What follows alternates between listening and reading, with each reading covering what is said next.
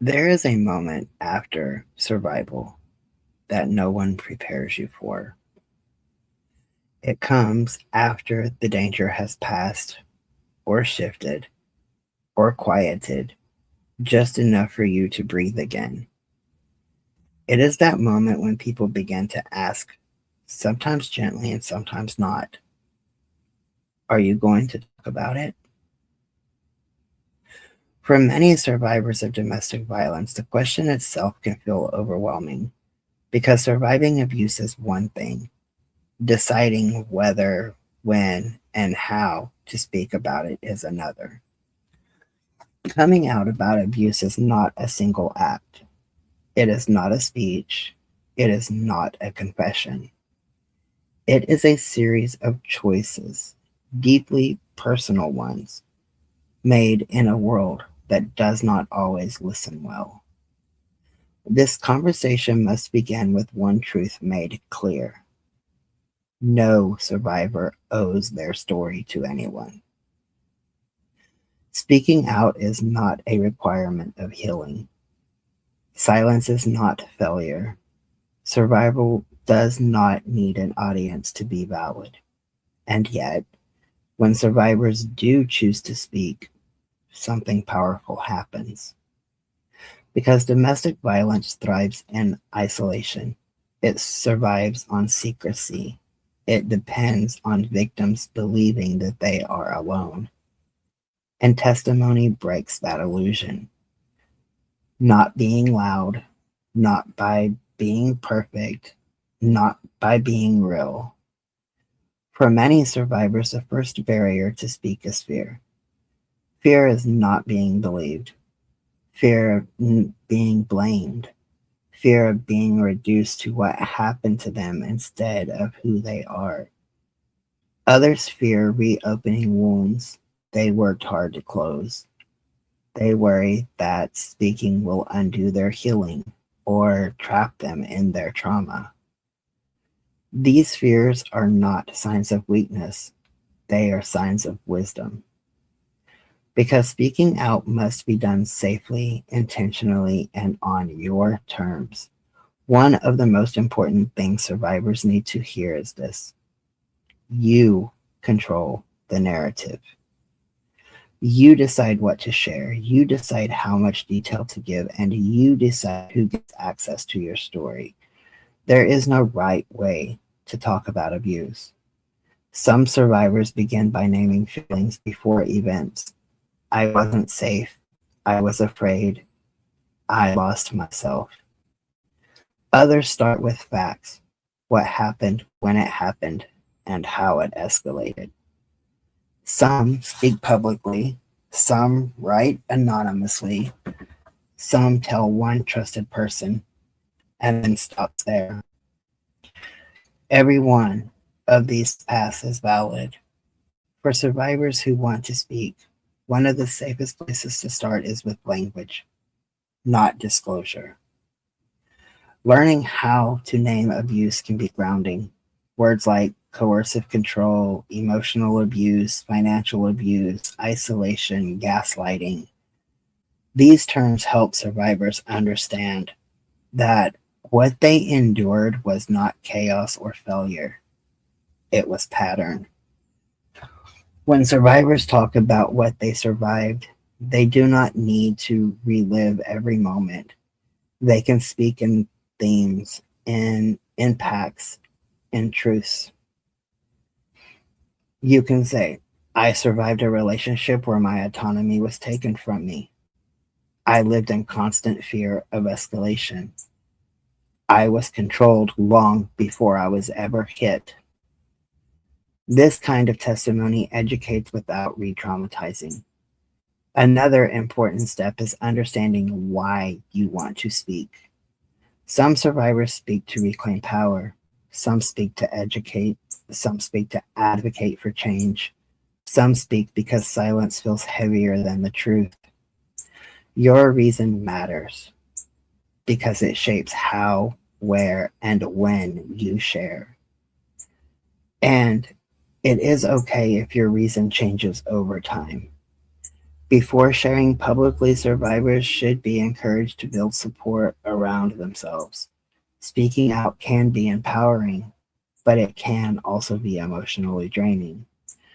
Support might look like a therapist or advocate you can debrief with, a trusted friend who knows when you're speaking, clear boundaries around comments, questions, and access. And you are allowed to protect yourself while telling the truth. Now, let's talk a little about testimony. Survivor testimony is not just storytelling, it is education and it is prevention. When survivors speak honestly about the early signs, the control, the isolation, the fear, others recognize themselves sooner. When survivors talk about how abuse didn't look that bad at first, they disrupt dangerous myths. When survivors name how hard it was to leave, they dismantle victim blaming narratives. Your testimony does not need to be dramatic to be life saving. Sometimes all it takes is one person saying, "It started like this for me." And someone listening thinks, "So it's not just me." That moment, recognition, is where safety begins. But testimony must never come at the cost of your well being. You are allowed to pause mid story, change your mind, stop sharing altogether, revise how you tell it. Healing is not linear, and neither is speaking. Some survivors choose to speak through creative expression, such as poetry, art, music, essays. These forms allow truth without interrogation. They let survivors be heard without being cross examined. Others choose education, panels, classrooms, trainings, where their experience becomes a tool for change. Some advocate anonymously, protecting their identity while still contributing to the awareness. All of these choices matter. And here is something survivors are rarely told: you don't have to forgive, you don't have to sound healed, and you don't have to inspire anyone. Your testimony does not exist to make others comfortable, it exists to tell the truth. For those worried about re traumatization, it is important to understand this. Speaking about trauma is different from reliving it when done with control. You are allowed to ground yourself, to skip details, to speak in the past tense, to remind yourself that you survived. And if speaking feels like too much right now, that does not mean it never will. Timing matters. Silence today does not erase your voice tomorrow. Now let's talk about impact. Survivors' testimony changes how communities understand domestic violence. It shifts focus from why did they leave or why didn't they leave to why wasn't there support. It humanizes statistics. It exposes gaps in the systems. It challenges harmful stereotypes.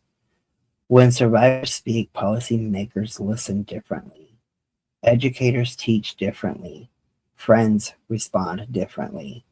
And perhaps most importantly, other victims listen. Many survivors say that they reached out for help because they heard someone else speak first. Your story might be the reason someone realizes that they are not alone. It might be the reason someone recognizes danger earlier. It might be the reason someone survives. That does not mean the responsibility is yours, but it does mean the impact is real. So if you choose to speak, know this: you are not reopening wounds, you are naming them. You are not defined by what happened, you are defined by what you endured and who you became. You are not betraying your past self, you are honoring them. And if you choose not to speak, know this too: your survival is still meaningful. Your healing is still enough. Your silence is still a choice worthy of respect. There is no hierarchy of courage here. Some survivors speak, some survive quietly. Both are acts of resistance. Domestic violence relies on victims disappearing.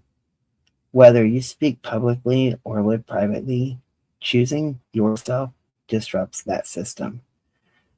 Your voice, spoken or unspoken, has already mattered. And if one day you decide to share it, do so knowing this: you are not alone, you are not obligated, and your truth, in whatever form you give it, has the power to light the way for others, not because you were hurt, but because you survived.